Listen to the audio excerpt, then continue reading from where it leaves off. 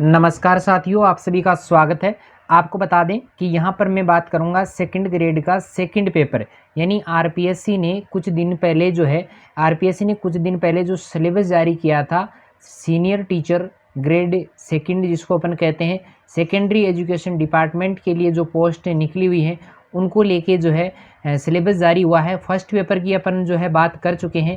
यहाँ पर अपन बात करने वाले हैं अब सेकंड पेपर को लेके, और अपना सेकंड पेपर जो रहेगा वो रहेगा हिंदी। ठीक है, हिंदी में क्या क्या आएगा, क्या नहीं हटाया गया है और क्या क्या नया जोड़ा गया है, कितना अपने को पढ़ना है, क्या क्या चीज़ें अपने को पढ़नी है, सारी बातें अपन यहाँ पर करेंगे।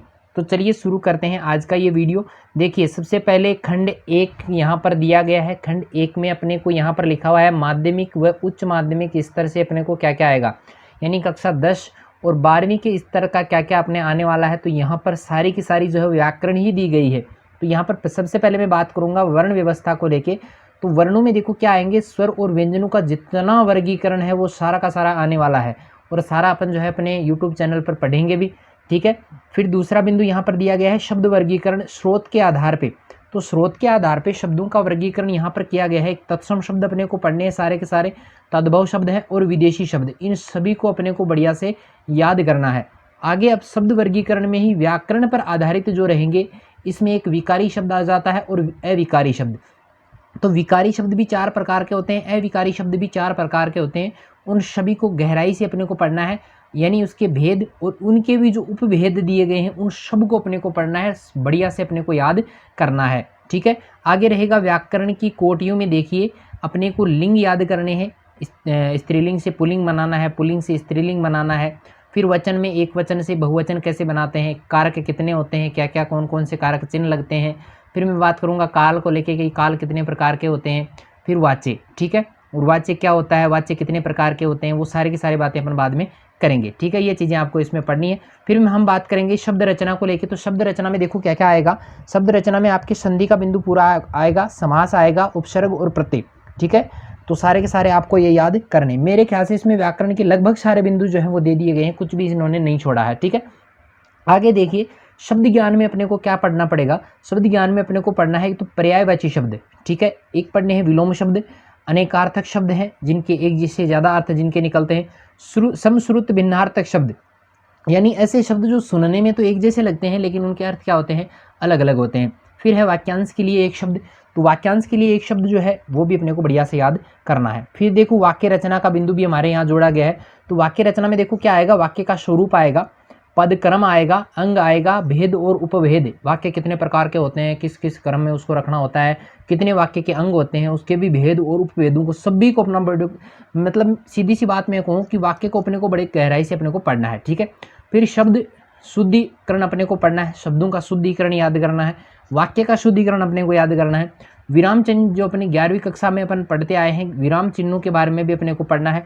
ठीक है, आगे मैं बात करूँ तो लोकोक्ति और मुहावरे जितने आप याद कर सकते हो उतने आपको याद करने हैं। और लगभग मैं बताऊं कि भाई माध्यमिक और उच्च माध्यमिक स्तर तक लगभग सारे जो लोकोक्ति मुहावरे वो सारे के सारे आ जाते हैं। कोई कहेगा कि भाई आप थोड़े से याद कर लो, पुस्तकों में जो आए हैं वो याद कर लो, लेकिन उससे भी बाहर अपने को याद करना पड़ेगा, तब जाके सिलेक्शन होगा। ठीक है, फिर देखो अपठित गद्यांश और पद्यांश पर आधारित प्रश्न है।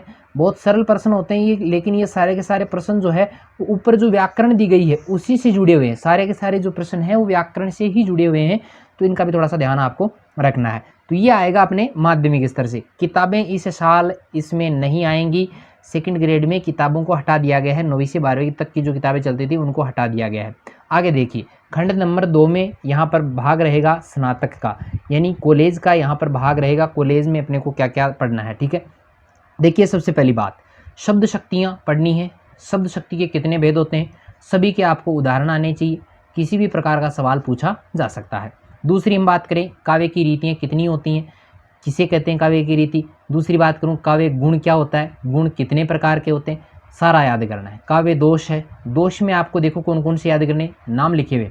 श्रुति कटत्व दोष आपको याद रखना है, ग्रामत्व दोष आपको याद रखना है, अप्रतित्व दोष है, क्लिष्टत्व दोष है, अकर्मत्व है और दुष्कर्मत्व, यानी दोष में सिर्फ ये इतने ही याद रखने हैं, गुण के जितने प्रकार हैं वो सारे याद करने हैं, रीति के जितने प्रकार हैं वो सारे याद करने हैं, उदाहरण भी सबके आपको याद करने हैं। अलंकार का बिंदु आपके आएगा, श्लेष अलंकार है। अलंकारों में क्या क्या पढ़ना है, अलंकार का बिंदु तो अपने आएगा ही आएगा। अलंकारों में अपने को क्या पढ़ना है, श्लेष है, यमक है, उपमा है, रूपक है, उत्प्रेक्षा है, विभावना है, असंगति है, संदेह है, भ्रांतिमान है, विरोधाभास है, वह मानवीकरण अलंकार आपको बढ़िया से पढ़ने हैं। ठीक है, छंद की मैं बात करूँ तो छंद में देखिए द्रुत विलंबित छंद है, हरि गीतिका है, कवित है, सवैया है, दोहा है, सोरठा है, चौपाई है, ये सब छंद आपको आनी चाहिए। रस की बात करूँ तो रस का स्वरूप क्या होता है, रसावयव कितने होते हैं और रस के भेद कितने होते हैं, सारा आपको आना चाहिए। ठीक है, चलिए देखिए हमारे यहाँ अगला जो भाग जोड़ा गया है वो जोड़ा गया है हिंदी साहित्य के इतिहास को लेके। तो हिंदी साहित्य के इतिहास में अपने को क्या पढ़ना है कि हिंदी साहित्य का नामकरण और काल विभाजन।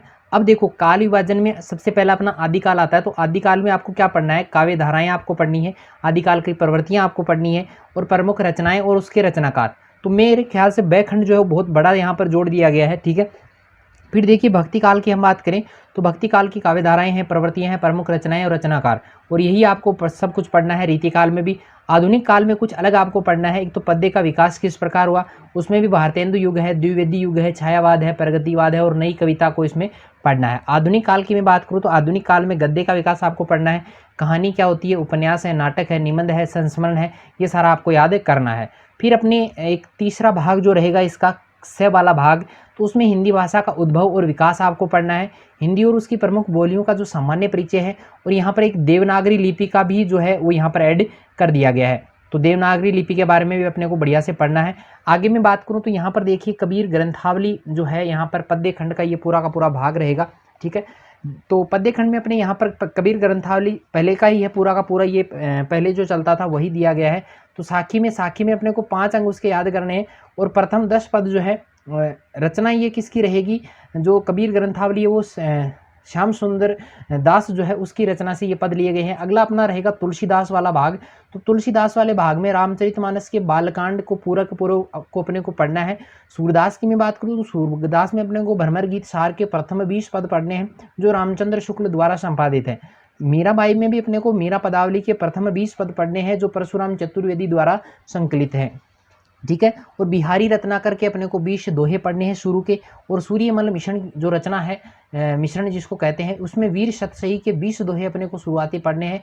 और ये किताब है किसकी, नरोत्तम दास स्वामी की, नरेंद्र भानावत की और लक्ष्मी कमल की। और रामधारी सिंह दिनकर का जो कुरुक्षेत्र वाला जो भाग है, कुरुक्षेत्र में अपने को सिर्फ प्रथम सर्ग अपने को पढ़ना है।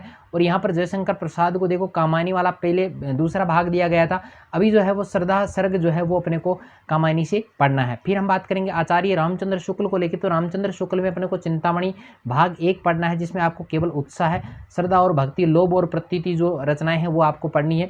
मोहन राकेश की आपको ये रचना पढ़नी है, लहरों के राजहंस। यादवेंद्र शर्मा चंद्र की खून का टीका जो रचना है वो आपको पढ़नी है। ठीक है, कहानियों में आपको देखो उसने कहा था चंद्रधर शर्मा गुलेरी की 12वीं कक्षा में चलती है, ये आपको पढ़नी है। पूष की रात जो 9वीं कक्षा में चलती है वो प्रेमचंद की, ये पढ़नी है। पटाक्षेप नहीं होगा हेतु भारद्वाज द्वारा रचित ये रचना है, ये आपको पढ़नी है। और उजाले के मुहासिब विजय दान देथा की ये जो रचना है वो आपको पढ़नी है। ठीक है, चलिए ये अपना रहेगा हिंदी का पोर्शन। और किताबों में से ही आप ये याद कर सकते हैं, किताबें नहीं है तो आप गाइड वगैरह ले आइए। ठीक है, उनमें भी अपने को कोई दिक्कत नहीं होगी क्योंकि रचनाएं पढ़नी है अपने को। ठीक है, ये पढ़ना बड़ी ज़रूरी भी है। ठीक है, सिलेबस बहुत कम है वैसे तो, सिर्फ एक कॉलेज वाला जो थोड़ा सा भाग है वो थोड़ा सा बड़ा है, बाकी सारा ही सरल है। ठीक है, आगे बात करें शिक्षण, हिंदी शिक्षण और शिक्षण विधियों को लेके, तो ये तो पुराने वाला ही है पूरा का पूरा। तो इसमें भाषाई कौशलों के विकास हेतु देखो निम्नांकित पक्षों के स्वरूप का शिक्षण, जैसे श्रवण है, उच्चारण है, वर्तनी है, वाचन है, सस्वर व मौन वाचन है, अभिव्यक्ति में लिखित व मौखिक है। ठीक है, हिंदी की विभिन्न विधाओं का शिक्षण आपको याद करना है, शिक्षण विधियां हैं, पाठ योजनाओं का निर्माण है, इकाई व दैनिक योजनाएं जो है वो आपको याद करनी है। गद्य शिक्षण है, पद्य शिक्षण है, व्याकरण शिक्षण है, रचना शिक्षण, कहानी शिक्षण, नाटक शिक्षण, ये याद करने। भाषा शिक्षण में निदानात्मक परीक्षण और उपचारात्मक परीक्षण आपको याद करना है। भाषा शिक्षण में सहायक सामग्री का उपयोग किस प्रकार है वो आपको याद करना है। और भाषा शिक्षण में मूल्यांकन, सतत एवं समग्र मूल्यांकन, पाठांतर्गत व पाठोपरांत मूल्यांकन आपको याद करना है। तो इसमें तो अपने को शिक्षण विधियों में इतना ही याद करना है। अब देखिए ये भी चीज़ अपने लिए वेरी वेरी इंपॉर्टेंट रहती है कि कॉम्पिटिटिव एग्जाम जो रहेगी सीनियर टीचर के लिए यानी सेकंड ग्रेड के लिए, तो इसमें देखो आपको क्या करना है, क्वेश्चन पेपर आपको मिलेगा, मैक्सिमम आपको 300 नंबर का ये पेपर होगा। दूसरी मैं बात करूँ तो डायरेक्शन ऑफ इसका जो रहेगा आपको 2 घंटे, और यानी लगभग मैं बात करूँ तो 2 घंटे और 30 मिनट का जो है वो समय आपको मिलेगा, ठीक है। 2 घंटे 30 मिनट का समय मिलेगा। और क्वेश्चन आपको कितने मिलेंगे? 150 क्वेश्चन, लगभग 150 क्वेश्चन आपको मिलेंगे। और नेगेटिव मार्किंग जो रहेगी वो आपको जो क्वेश्चन पेपर है उसमें देखने को मिल ही जाएगा। लगभग 1/3 अपने जो है क्वेश्चन की नेगेटिव मार्किंग इसमें रहती है। और यहाँ पर देखिए जो है इसमें नॉलेज ऑफ सेकेंडरी और senior secondary standard about relevant subject matter से रिलेटेड पूछा जाएगा। नॉलेज ऑफ ग्रेजुएशन स्टैंडर्ड जो है वो आपको पूछा जाएगा। और टीचिंग मेथड से जो है 3 पार्ट इसके हैं, तीनों पार्ट आपको बढ़िया से याद करने, तब अपना सिलेक्शन आप मान के चलो कि 100% अपना सिलेक्शन है। और हिंदी का यहाँ पर जितना पोर्शन दिया गया है वो सारा का सारा मैं आपको जो है अपने यूट्यूब चैनल पे जो है फ्री में करवाऊंगा। आपको किसी भी प्रकार का कोई भी पैसा जो है वो यहाँ पर नहीं देना है, ठीक है। तो यहाँ पर फ्री ऑफ कॉस्ट जो है आपको करवाया जाएगा, ठीक है। बढ़िया से आपको पढ़ना है, इसीलिए मैं कहता हूँ बार बार कि चैनल से जुड़िए, चैनल के साथ बने रहिए, तब जाके आपको जो है अच्छी तैयारी का करने का मौका भी मिल जाएगा। इतने दिनों तक मैं सिर्फ 10वीं और 12वीं की जो क्लासें थी वो मैं लगा रहा था। अभी जो है यहाँ पर ये भी डाली जाएंगी, और 10वीं से 9वीं का अपना चल ही रहा है, सारा का सारा वो चलता रहेगा। और यहाँ पर ये जितने बिंदु दिए गए हैं वो सारे के सारे आपको फ्री ऑफ कॉस्ट जो है वो यूट्यूब पर करवा दिए जाएंगे। तो चलिए आज के लिए इतना ही, मिलते हैं फिर एक नई वीडियो के साथ में, तब तक के लिए धन्यवाद।